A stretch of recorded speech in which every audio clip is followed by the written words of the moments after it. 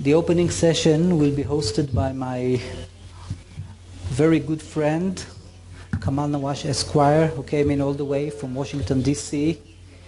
to help launch this project. I give you Kamal Nawash. That's all of an introduction? That's all of the introduction, yes. This is the...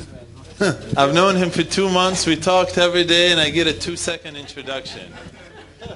I was expecting claps. Well, thank you so much, everyone. Thank you for being here. I want to welcome you to what I really think, and I think I will be proved right, a historic event. And the reason, we had wondered before we started whether this would be a success or not. And I can tell you already, I do think it's already a success before we started, and I tell you why. And why I think this is a historic event and the first of its kind.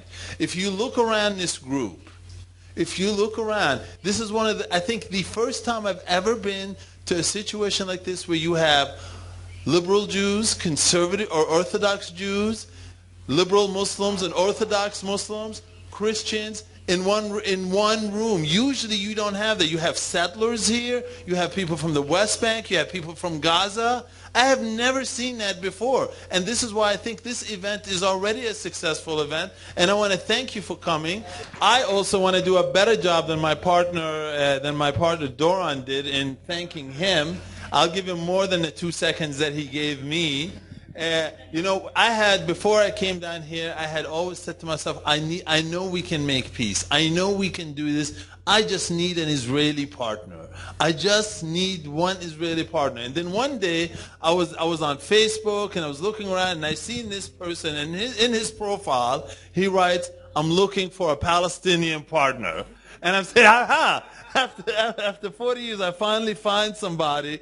And I want to thank Mark Zuckerberg, who's the creator of Facebook, for bringing us together and for making this happen, because really this was the result of Facebook. And I want to thank you, Doron. Doron did an excellent job. I could only give directions from Washington, D.C., and he actually did the legwork here. So please give a loud applause to my friend Doron.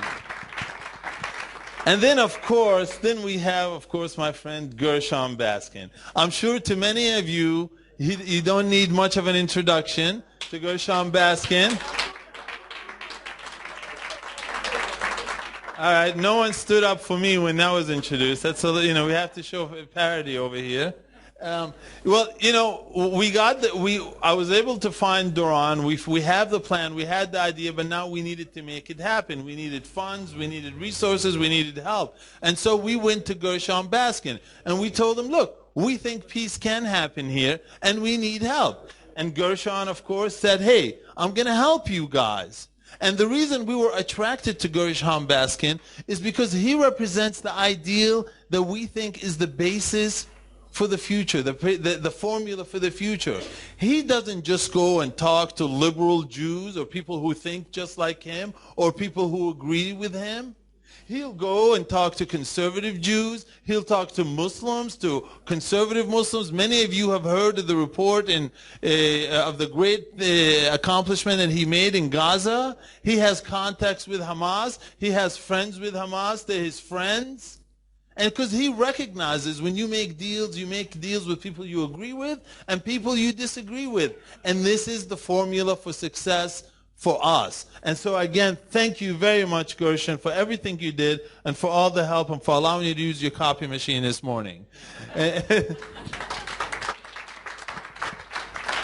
And then next is the scariest part. They have a name that I've been practicing to pronounce for the last month, and I think I got it down. He made it easier for me by saying I don't have to pronounce the third word of it. So I want to thank the Konrad Adenauer Foundation. Now they're really in many ways the most important of this group because, again, you need money to make this happen.